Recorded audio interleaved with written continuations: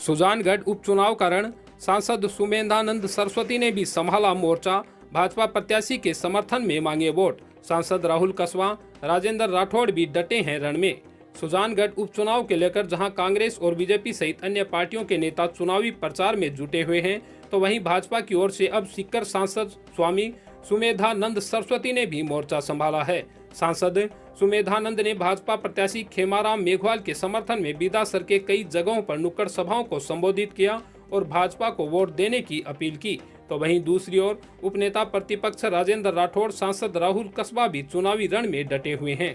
Bharatiya Janata party ने जो काम किए हैं वसुंधरा सरकार के समय और माननीय प्रधानमंत्री नरेंद्र मोदी जी ने डेवलपमेंट और विकास के काम किए, उन विकास के कार्यों को देख करके और कांग्रेस की 28 महीने की असफलता, कांग्रेस के झूठ, इन दोनों मुद्दों को लेकर के पब्लिक के बीच में जा रहे हैं और जिस प्रकार की प्रतिक्रिया जनता की मिल रही है, मैं सुजानगढ़ के लगभग 25-30 गाँव में घूम चुका हूँ और वहाँ लोगों के बीच में बैठता हूँ, चाय की थड़ियों पर, गांव में, गलियों में, ढाणियों में जाकर के रुकता हूँ। लोग कांग्रेस से तंग परेशान हैं, चाहे बिजली के मुद्दे को ले लो, किसानों के कर्जों को माफ को ले लो, चाहे बिलों को ले लो या फिर गायों के अनुदान को ले लो, किसी भी क्षेत्र में विकास का काम कोई भी नहीं हुआ। ऐसी स्थिति में और जहाँ कार्य की बात है, देश में, हमारे प्रदेश में प्रशासनिक व्यवस्था वो समाप्त हो चुकी है। तो ऐसी दिशा में मैं समझता हूं कि बदला लेगी जनता, क्योंकि कांग्रेस तो दो धड़ों बटी हुई है।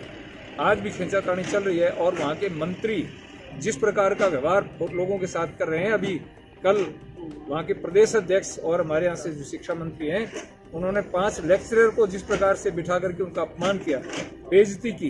कोई कर्मचारी किसी के घर में अगर काम से जाता तो साहब कैसे कह देंगे उसको, तुम क्यों आए हो, मेरे से समय लेके क्यों नहीं आते हो। छुट्टी लेकर के आने वाले व्यक्तियों के साथ में इस प्रकार का तो ये अहंकार का बदला सरकार के खिलाफ है और पब्लिक इसका बदला लेगी। मैं समझता हूँ कांग्रेस सरकार के अंदर 3 सीटें जाएंगी और भाजपा जीतेगी।